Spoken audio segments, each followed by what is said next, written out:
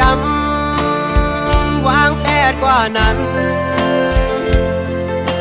อายห้องมันดึกขึ้นเหมือนหมอกกีมีดีปลายจิตโพยสูหมอกทางอ่อนคือปะห้างอายพึ่งแมงดึกไหลมินจุกอายหอมมันไว้ปันตะวันนางเมห้างวันเปินสู่ดึกเล่าเฮาดึกถูกเจอเธอก็คำห้างอำเปิงไปเฮิงเกิงเงินหน้าเมืองตึงแดงบางอำทางเจอเฮา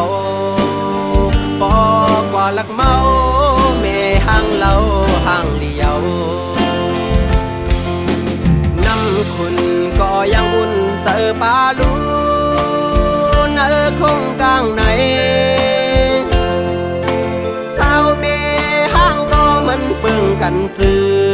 อำหันมีดังเพสั่งเมห้างวันคึงสร้างปืนลีมีไว้ดังนำยิ่งอยาคำจะวนควัง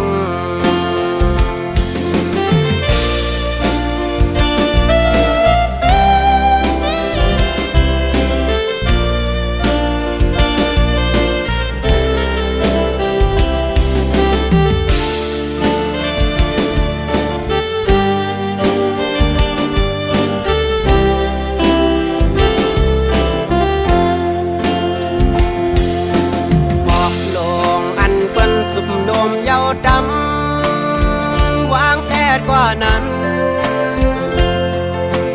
อายห้องมันดึกขึ้นเหมือนหมอกกี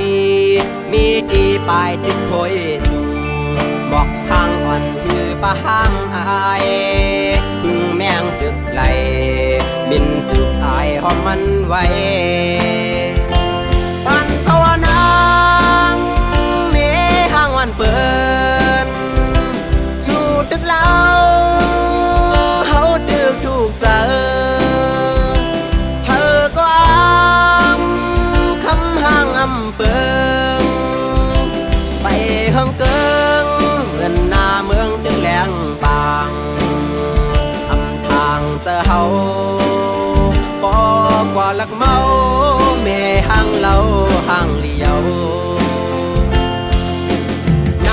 คุณก็ยังอุ่นเจอปลาลูนคงกลางไหนสาวเมห้ามก็มันเปิงกันจือ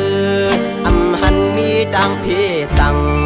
เมห้างอ่อนคึงสร้างปืนดีมีไว้ดังนำใจจังคำจะหากสู้ปันตะวันนางเมห้างวันเปิดสู่ดึกเล่าเฮาดึกถูกเจอเธอก็คำห้างอำเปิงไปเฮิงเกิงเงินหน้าเมืองตึงแหลงบางอำทางเจอเฮาบอกว่าลักเมา